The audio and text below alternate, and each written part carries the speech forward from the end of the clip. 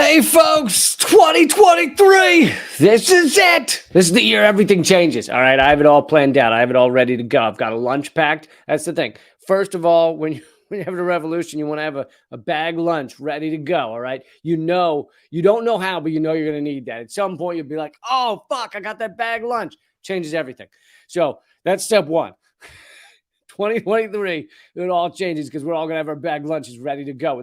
Whether you got to have a Capri Sun in there, okay? You're going to want a Capri Sun. You're going to want a Lunchable ready to go.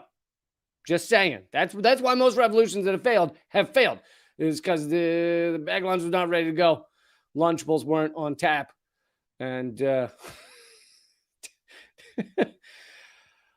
that being said, I got a lot of good stories for you. I'm going to try and get through like double the number of stories I normally do because there's just too much to talk about. It's just too much to cover.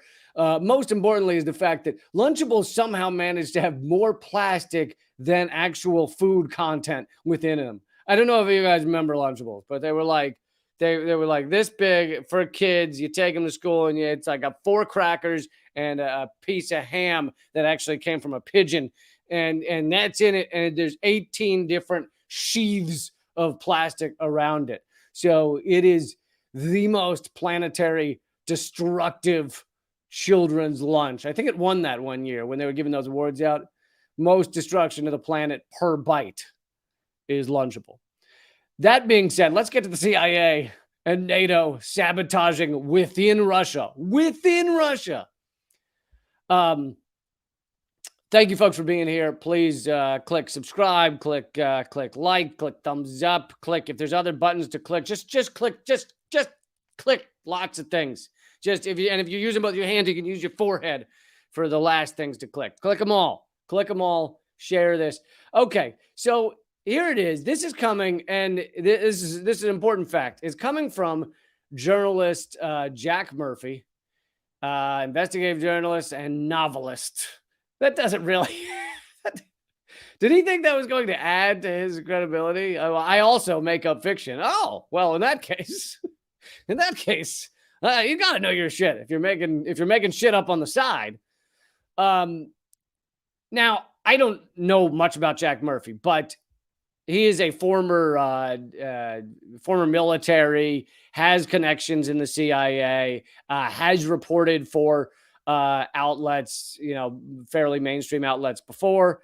And the caveat in this story, which I'm about to get into, is that unfortunately it's doing the same thing that we often criticize the mainstream media of doing. And I get why he's doing it, but you have there's nothing you can tack it to prove that it's true, because all of the sources are anonymous, internal CIA, internal military, et cetera, et cetera. So you kind of got to do with it what the mainstream media often does, which is except the difference is I'm telling you this. I'm saying, hey, take this with a grain of salt. It's got only anonymous sources. Whereas the mainstream media will act like, oh, an anonymous source inside the CIA, which their job is to lie to us, must be true. The organization who has spent decades and decades doing nothing but lying to us endlessly over and over and over again, with Mike Pompeo saying that they had courses on how to lie well at the CIA. Our mainstream media will look to them and go, well, CIA said it must be true. Really? I would say exactly the opposite. CIA said it, 90% not true. But this is an important story, and I want you to take it with a grain of salt, so I just want to let you know that.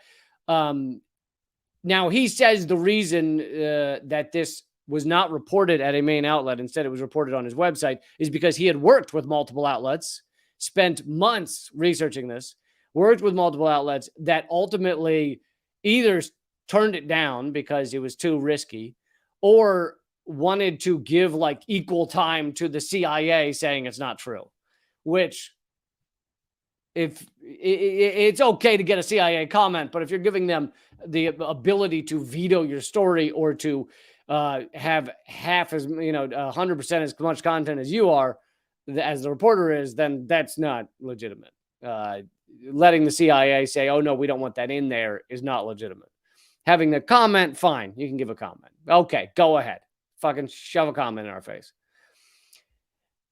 Anyway, so Jack Murphy has reported the CIA is using a European NATO ally spy service to conduct a covert sabotage campaign inside Russia under the agency's direction, according to former U.S. intelligence and military officials. This has also been reported by Multipolarista, which is an excellent outlet. Now, from what I can tell, Ben Norton was also not, he was able to add extra info to this, but he was not able to verify it because it's all anonymous sources. So you kind of, again, grain of salt. CIA and NATO waging sabotage attacks inside Russia. And let's talk for a second about if this is true. Well, I'll give you a little more information first.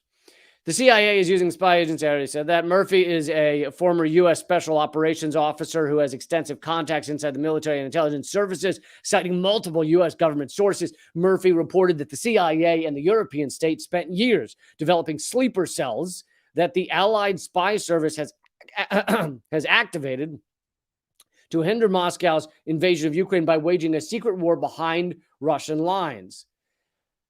And here's what they've done. Infrastructure has been sabotaged in Russia, including railways, bridges, fuel depots, military facilities, power lines, and electrical plants. The NATO ally began sending sleeper cells into Russia in 2016, and with the help of an extensive network of front companies, the CIA and the European states smuggled in explosives, weapons, and other equipment. Now, first of all, something I want to say, if this is true, is that of course, this is putting us all the more closer to nuclear Armageddon. It is just, it's just pushing us with everybody going, this is a terrible idea. And our military and CIA is just behind us going, oh, do it. It's really fucked up. And I get some people that, like military stuff are going, that's awesome, man. Do everything you can. Sabotage, guerrilla war, take a shit in their boots when they go to sleep and they take their shoes off. Put in some itching cream inside the powder inside their toilet paper so that their ass itches and they can't really fight effectively. Whatever you got to do, you do. Okay, I get it, military heads, that you believe that. But there's something called nuclear Armageddon that I think we should avoid if you like the ability to eat solid food, okay? If that's something you appreciate, both the existence of solid food and you having teeth, I think you should not want nuclear Armageddon. Not want it. Pushing us closer to that, which the Ukraine proxy war is doing also, and this is part of the proxy war, is horrific and is a group of sociopaths. This is a team of sociopaths. I assume they all wear the same jersey, running our country. That is by design, in the sense that if you are a sociopath, if you do not care who gets trampled in the pursuit of more power for the American empire, if you do not care who gets trampled, whose lives get destroyed, whose children get obliterated in your pursuit for profit, for power, for market share, for land, for resources, if you don't care at all, then you are pushed up that ladder. You will have a much easier time succeeding in our system. And that is how you end up with boardrooms entirely filled with sociopaths at the top of every corporation, at the top of our government. That is how they got there. Because if you stop, if at any point you go, whoa, won't this harm someone innocent? Then they go, did he just, yeah, you're fired.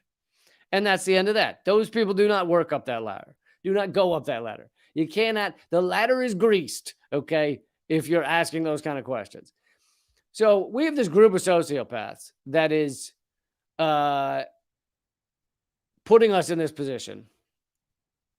And having sabotage within Russia, if Russia were ever able to prove this is true, not only would it put us on the brink of nuclear obliteration, nuclear death, but it also would obviously open the doors for Russia and any other country that happens to dislike the US, which, by the way, 80% of the world or somewhere around there believes the US is the greatest risk to peace, risk of war. But maybe it's because we're always at war. Maybe it's like if you saw a guy who never did anything except swing a baseball bat around, just fucking through windows, through cars, through hitting tree branches, knocking over deck chairs, never did anything but swing a baseball bat. You'd be like, of the people hanging out here, I'd say the one most likely to hit someone with a baseball bat is that guy. Yeah. So that's us. And people around the world are like, I think they're the biggest risk to peace because they never have peace. So it opens the doors for doing something like this, opens the doors for Russia or any country that dislikes the United States to do the same in the United States. And by the way, we have had a lot of sabotage going on at power grids around the United States. Not sure if you noticed, but that has been going on. Something like 100 in the past power stations have been hit in the past couple of years. And then the article I read said that the authorities think it's connected to white supremacists,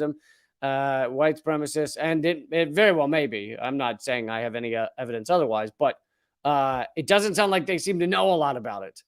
And maybe it's because they opened the floodgates of like other nations using sleeper cells against nuclear powers. Anyway, but so there are all the reasons that the U.S. should never do this, and it's insane. So just to continue from this article, the U.S. military has been involved, Murphy reported. Joint Special Operations Command has supported the sabotage operations with targeting information from intelligence, surveillance, and reconnaissance platforms such as drones that can see and hear deep within Russia. The White House allegedly signed off on the sabotage operation, Murphy said, using an allied intelligence service to give the CIA an added layer of plausible deniability, which is, of course, just means the CIA can say, hey, we didn't do it. We don't know who was. Oh, your bridge fell over. Why did that happen? President Obama set the stage. This is Ben Norton of Multipolarista saying President Obama set the stage for this sabotage. The Washington Post revealed back in 2017 that before Obama left office, he approved a covert measure. This is the Washington Post reporting this. So in the rare moment that mainstream media actually reports on something the U.S. military is doing, then that means it's very out in the open. Like it's even reportable by mainstream media. Obama approved a covert measure that authorized planting cyber weapons in Russia's infrastructure, the digital equivalent of bombs that could be detonated if the United States found itself in an escalating exchange with Moscow. And it is not Russia not only Russia whose territory has been attacked. He then talks about how in 2022, the Washington Post reported of a clandestine network of railway workers, hackers, and dissident security forces going into action to disable and disrupt the railway links between Russia, connecting Russia to Ukraine through Belarus. So obviously there is more than just Jack Murphy to this story. Like the other people are reporting at least aspects of it. If it's not true, and the CIA, the organization, says it's not true. And apparently, according to Murphy, tried to stop this article from coming out, which is why the journalist ultimately put it out on his own website because he couldn't get other outlets to cover it. Now, here's the thing. It could be true, which is horrifying. And the CIA doesn't want it to come out, which is exactly what that reporter said. Or it could be a lie because he's also going by his own CIA sources. So these are other people who have been trained to lie and told to lie. It could be that it's not true, but the CIA wants Russia to think they are involved in sabotage around Russia. Because they know that a story like this will get back to Russia. And there is a possibility that although they don't have any sabotage ability within Russia, they want the Russians looking over their shoulder constantly. And so they put it out there. Well, maybe it's us doing the sabotage over there, you know? Maybe we did something about it. So this could be either or. It could be that this is true. It could be that this is a that this is a game for the CIA to make Russia more nervous about what capabilities the U.S. has within Russia. But either one is pushing us towards nuclear Armageddon, is nuclear war, is pushing us towards just horrible things. And as I've said many times, this proxy war one day will either end in nuclear war that kills most of humanity, or will end, more likely, hopefully, with people sitting down at the table and coming to an agreement. That's how this war will end. So why not do that now rather than just continue to obliterate as many Ukrainians as possible? Well, the U.S. government doesn't want this to end. They want it to keep going. And as I've said before and showed you the reporting of it before, there was actually a peace deal that was about to be signed by, at least it was in the later stages of being settled between Putin and Zelensky. But then Boris Johnson, while he was still prime minister, goes running to Ukraine at the behest of the United States, tells Zelensky that he cannot sign a peace deal. He needs to call off all peace talks. And if he were to sign something, his Western allies, his Western backers is what they are. They're investors. The West is an investor in the Ukrainian proxy war, would not back him if he were to sign a peace deal. And what does that get you? Continuing war for an entire year? It gets you Time Magazine's Person of the Year. Oh, what a bold, wonderful man. Time Magazine's Propaganda of the Year. This is so fucking sick. I mean, because as you guys know, when Americans run around waving the Ukrainian flag right now, what are they saying? They're saying, I support the U.S. government in our support of Ukraine. But what does the U.S. government want? They want this war to go on for as long as possible. So when you run around as an American with a Ukrainian flag, I get it's different for Ukrainians. But if you run around as an American with a Ukrainian flag, you're running around with a flag that says, I want to see as many Ukrainians die as possible. That's what that is. So here is Zelensky with all of his beautiful Ukrainian flags around him. Times Person of the Year. And yes, it is true that Hitler was Person of the Year. There are others who are not great people as Person of the Year. But clearly, if you look at this photo, this is not the maybe we should be afraid of this guy. This is the, oh my God, he's Winston Churchill, all reincarnated. This is a guy who pals around with Nazis. This is a guy who has Nazi guards standing around him often as he speaks. And you can find the photos of them with the, whatever it's called, the something death mask. That is a well-known Nazi symbol on their backpacks.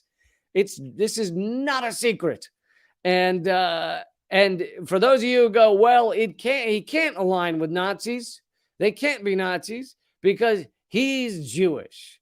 Yeah, that's like saying that Obama couldn't continue the white supremacist American foreign policy that continues to bomb black and brown countries endlessly. He would never do that because he's black. But he did.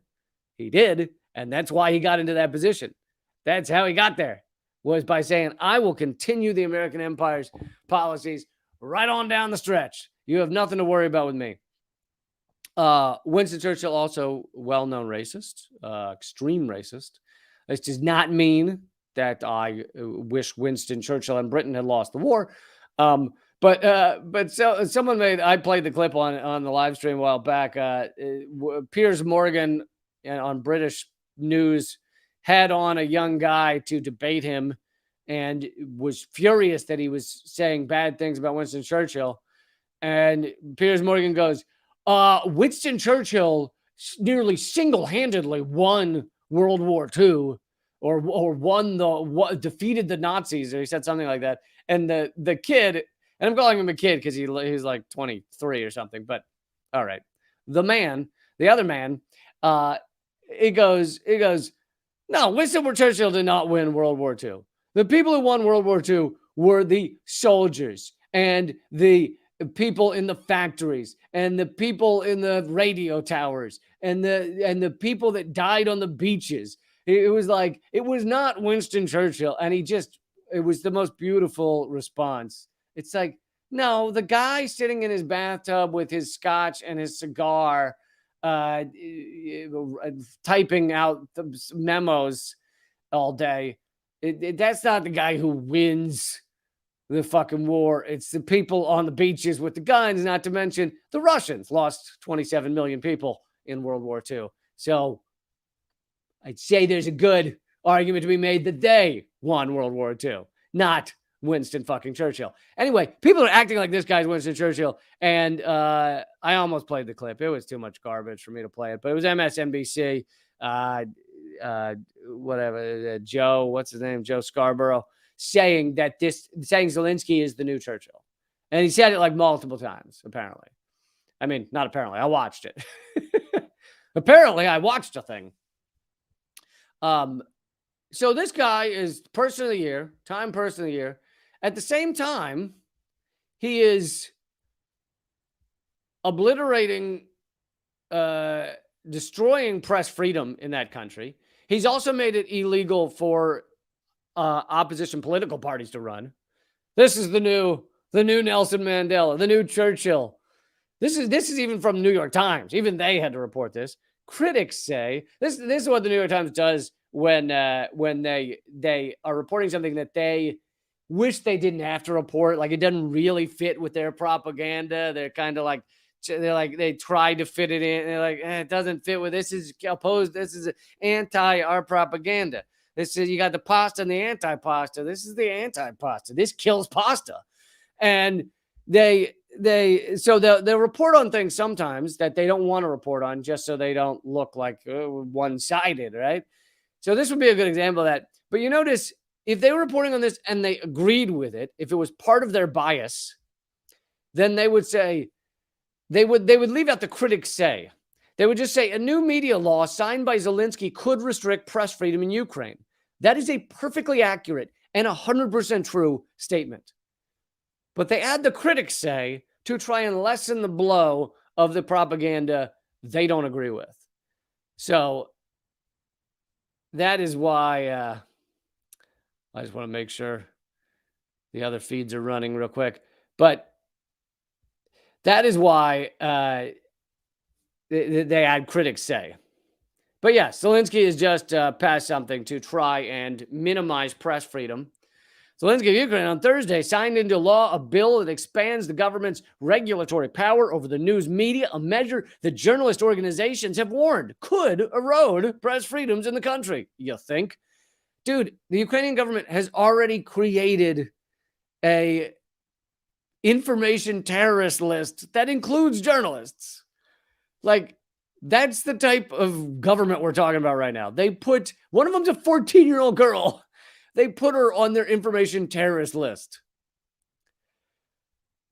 It's so horrific. And here's the New York Times being like, it could erode press freedom. Possibly, maybe, down the road, we don't know. While some of the law's more stringent provisions were relaxed in response to the criticism, serious concerns about the independence of the regulatory body remained, domestic and international news media groups said. The law expands the authority of Ukraine's state broadcasting regulator to cover online and print news media. Previous drafts. So here's if you want to know what Zelensky stands for and what he's trying to do. Previous drafts gave the regulator the power to fine news media outlets, revoke their licenses, temporarily block certain online outlets without a court order, and request that social media platforms and search giants like Google remove content that violates the law, the Ukrainian news media reported. So if that was the previous draft, then that tells you what Zelensky is about, what he wanted to do. He wanted to make it so that not only could they crush any outlet they wanted to, but they could make it so Google wouldn't even show you the results. Now, it's kind of funny that here I am acting outraged, but They do it here in the US, and we act like only China does it. China does censor some search results, but the US does too. They put it on page 4 or 5 or 7 of Google. So if you search for, my stuff, what are you going to get? Search my name. The top 2 responses will probably be top 2 or 3 will probably be the attack piece done again about me by the New York Times, which I proved so much of it was false that they came out with multiple retractions on an article about a comedian. How can you not write an article about a comedian and get shit right? Because they were too busy trying to attack me, trying to harm my name to actually do some legitimate reporting. Instead, they made shit up. And anyway, but that'll be the top several results. But then later in like page 5 and 6, you might get some of my other important stuff I've done, some of the stuff I'm proud of. And so how is that not censorship? How is that not? Nobody gets to page 5 of Google results. All right. I met a guy once who got to page 5. All right. And he looked tired. He looked old. He had a beard down to like yay. He hadn't combed his hair in a long time. It's very rare someone gets to page 5. I mean, so that's what they do is they act like, oh, we would never. They do the pearl clutching. We would never censor search results the way these other countries do. But they do. They put them fucking 12 pages back and no one gets there. They know what they're doing. They've destroyed independent media's reach over the past several years. Outlets like Mint Press, which I work for with my other show, Most Censored News, outlets like Mint Press, and then also outlets that are just slightly more left-wing. I mean, it's got a lot of issues, but Democracy Now! Has issues, but they're more left-wing than mainstream media, and they reveal the truth more than mainstream media. And even outlets like that have seen their reach from Google decreased by like 60 to 80%, which was where most of their hits were coming from. So we do it here too, and we just act like it's other countries. But that shows you what Zelensky's about. He wants to destroy any press that dares report the truth in Ukraine. Mr. Zelensky and I interviewed Wyatt Reed, a friend of mine who also is a journalist, and he went to Ukraine, and within hours of arriving, his hotel was bombed. And he was on the Ukrainian hit list. So that's what's going on in Ukraine right now. And that's the guy who's Times Person of the Year. Times Propaganda of the Year.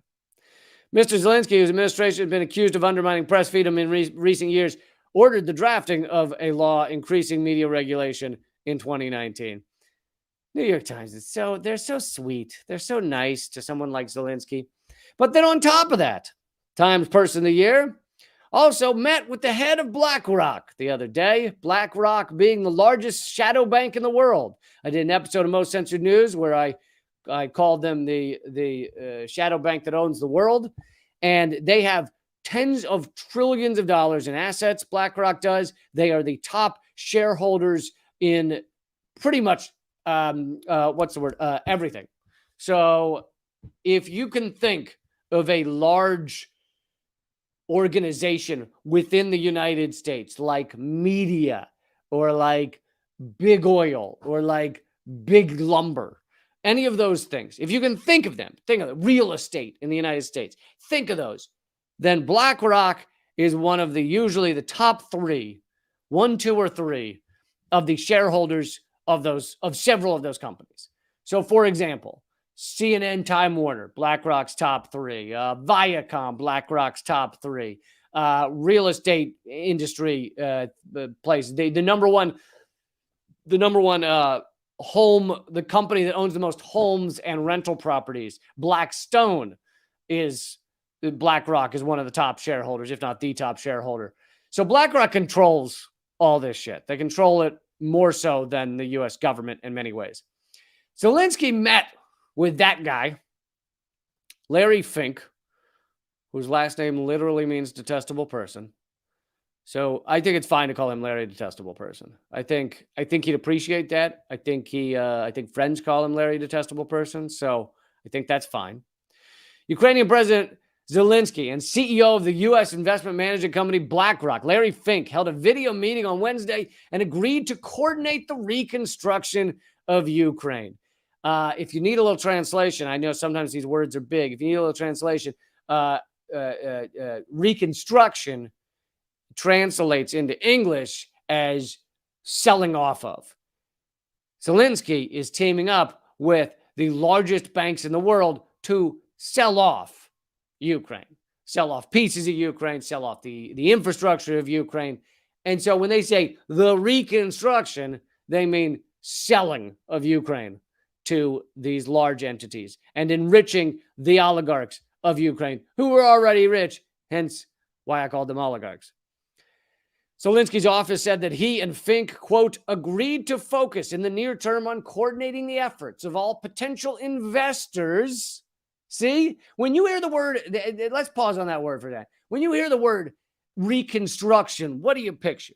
I picture like fucking construction workers, guys with hammers, guys with calluses that I've never been able to get on my hands. You know, there's just like one there that you're like, what caused that one? And they're like, I can't even tell you. And just big meaty hands, and they got the jackhammers and shit and full face mask and all. That's what I picture. That you send in an army of those guys for reconstruction, to reconstruct the country. Where on that list of those guys with the meaty hands and the helmets would you put investors? Whereas that word, investors, is the only word that Zelensky is mentioning, or one of two. Oh, he says investors and participants. Investors. So again, he is selling off Ukraine. He just met with the head of the largest shadow bank in the world to sell off Ukraine, to agree to have an agreement with them. Hey, we'd like to sell off Ukraine. Things like our bridges and our roads and our oil and our coal and our et cetera, our electric grid, whatever you got, whatever you need, whatever you got. We're selling that. They met with him, and Fink agreed that sounds great. Give us all you got. Fink, quote, agreed to focus in the near term on coordinating the efforts of all potential investors and participants in the reconstruction of our country. Can you imagine sending investors in to start rebuilding shit? Can you imagine sending hedge fund managers in their dickish suits and their loafers? Yeah, go see that building that's been bombed. Go rebuild that. Just send it. They're trying to push bricks back in with the worried about their hair isn't slicked enough or whatever. Sending investors in to rebuild a country.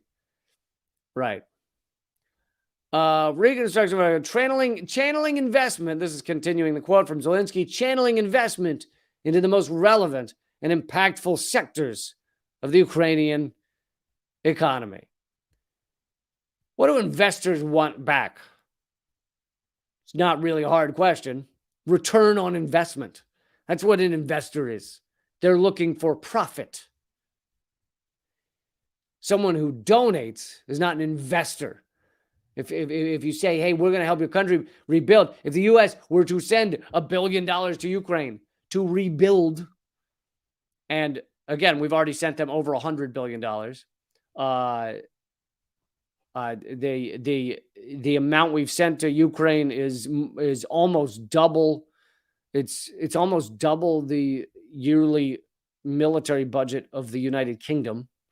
That's what we've sent to Ukraine so far since February. And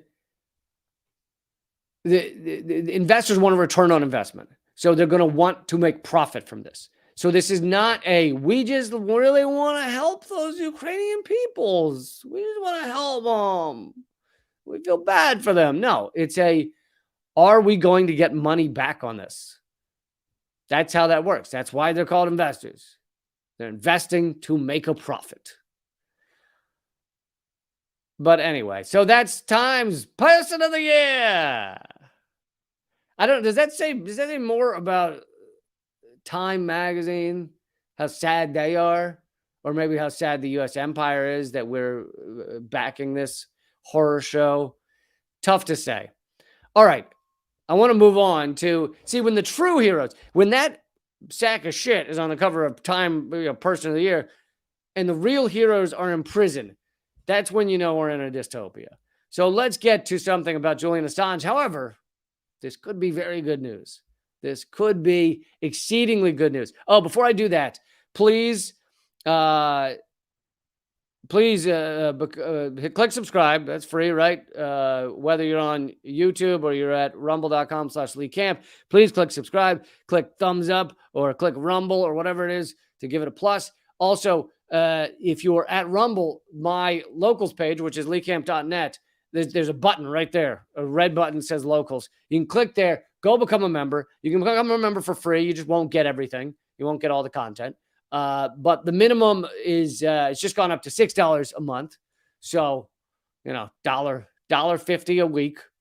And I hope you'll do that because that's kind of the only way that I'm able to keep doing these live streams. And it's why I'm able to join you and be a part of all this. Plus, you'll get to be part of the Friday Q&A where I'm able to address pretty much every comment that comes in. So, I'm just going through the comments, chatting with you guys. That's all at leecamp.net. So I hope you will become a member there. Also, I have community chats where you can just type it in whenever you want. And the one I just put up today is, what are your predictions for 2023? And we all chat about what we see coming. So that's at leecamp.net. All right, so let's get to Assange. This could be incredibly good news. Julian Assange, I assume most of you know, is a hero, a publisher. He's the most accurate publisher to ever live. He also revealed a lot of the war crimes and the crimes committed not just by the United States, but by governments around the world. Russia, China, Peru, Australia, banks. All of that was revealed at WikiLeaks. That's why very few countries are standing up for him. However, there may be a shift in Australia, and that could make all the difference. The new Prime Minister of Australia has signaled that he is willing to work to get Assange freed. And I'm going to play this quick clip. Now, when it says ABC News, they mean Australia Broadcasting Company, not our ABC in the United States. But so this is from ABC Global Affairs editor John Lyons. And you'll assume that one would assume that he has connections within the Australian government to say what you're about to hear him say. Here we go.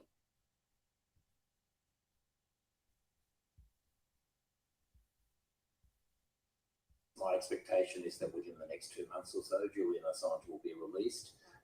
I know Anthony Albanese is working strongly behind the scenes. He has said as much, that enough is enough. The compelling thing about that case is that the American military officer who leaked the information, Chelsea Manning, to Julian Assange, she is free. She was released, right, and pardoned by her own government. Yet the messenger, the publisher, the journalist in the middle, Julian Assange, is now in Belmarsh prison. I think he's slowly dying. I think his health is deteriorating. He had, according to his brother, who I spoke to recently, he had a mini stroke last year. For 2 years during COVID, he was locked up for 23 hours a day. It's been 8 or 9 years now of limbo.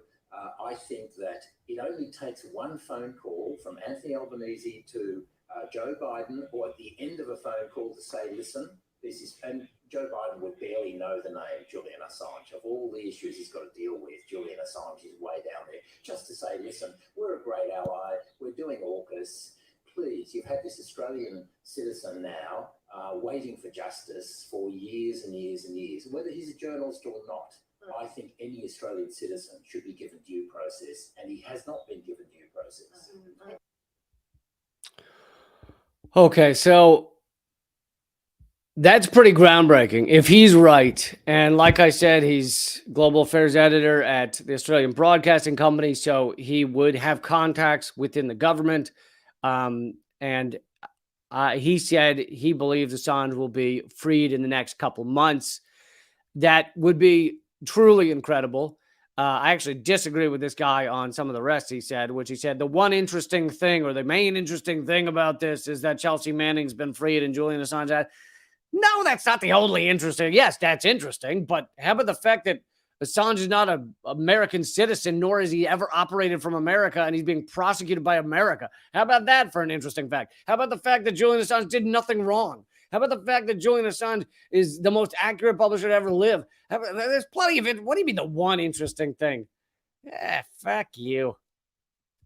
So, with that being said, and that great news, I don't want to get too overexcited because people have theorized that Assange was going to be released before and been very wrong.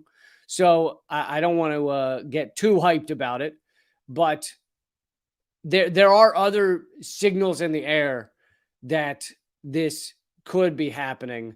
And it certainly would give the U.S. an out because yes, the U.S. wants to extradite him and torture him in the United States for the rest of his life. But there is a part of them that realizes that they've opened a Pandora's box where they have now basically made it that they can lock up and torture any journalist that ever works or lives. So they kind of want a way out, a way to slither out of this. But Joe Biden has not stopped appealing the process and trying to get Assange extradited. That's all he would have to do. That'd be the end of it. The moment the U.S. stops, it's over because there's nothing else left to charge him with. I mean, there's nothing to charge him with to begin with, but there's no one else pressing charges. There's nothing else there. But I thought I'd show a real quick clip. It's about three and a half minutes of my interview with Julian Assange's father. This is from 2 months ago, but not much has changed since then. And Julian Assange's father is John Shipton. The full interview, I'll tell you where to get it afterwards. But I just thought I'd show you a brief clip of these 3 minutes from my talk with Julian Assange's father.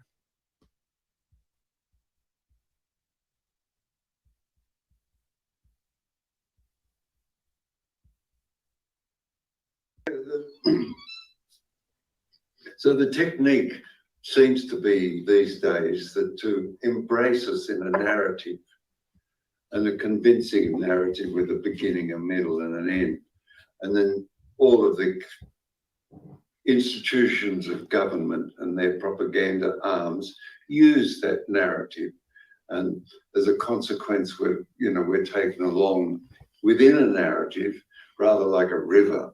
Now, I object to that.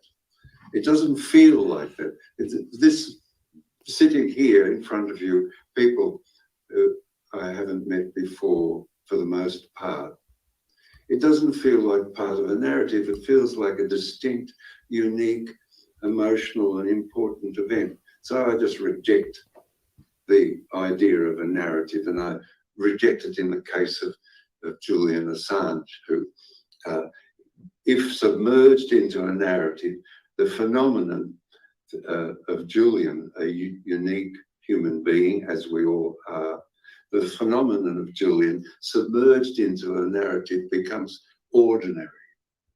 And it excuses the institutions of state, the newspapers, the media generally, judges, lawyers. It excuses them because they say, well, we're in a narrative. But it's a distinct, unique event, the persecution of an individual who merely and simply published truth so that you could read it and I could read it and come to a conclusion which benefits ourselves in our daily lives, our families, and our communities. I think that's unique rather than fitting into an unfolding narrative where you get to an end and then you go back and have a sleep, You speak about Julian printing, publishing truth. And to me, that's one of the most important notes of this whole story, which a lot of people, I feel it needs repeating, it bears repeating, because a lot of people still, because of the propaganda around it, don't know this. WikiLeaks and Julian Assange never printed a single thing that wasn't factual and absolutely accurate. And you compare that to every single other media organization, and they can't hold a candle to what WikiLeaks has done, and yet Julian Assange is the one in prison. All right. So there was a brief snippet from my interview with Julian Assange's father. If you want to see the full half-hour interview, that's at youtube.com/behindtheheadlines. youtube.com/behindtheheadlines. You can watch the full half hour, and then the second half hour is with journalist Kevin Gustola. But all right, so the rest of this live stream, which I'm going to talk about some more good news in California, and also I'm going to talk about the FBI raid on the African People's Socialist Party, the Uhuru movement in the U.S., because that is moving forward to trial, and I want to give more information about that. So all of that's coming up at rumble.com/Lee Camp. Join me over there. It's completely free. If you want to see the rest of these, then head over to rumble.com/Lee Camp. I also hope you'll become a member at leecamp.net. Join me at leecamp.net, which is how I'm able to keep doing these live streams and keep them going. So thank you so much. But it is free to watch right now. Rumble.com/Lee Camp. All right. Let's kick off all these other people. Ugh, what losers. Just kidding. If you're one of the other people that I'm kicking off right now, I didn't mean it. I totally didn't mean it. I'm sorry.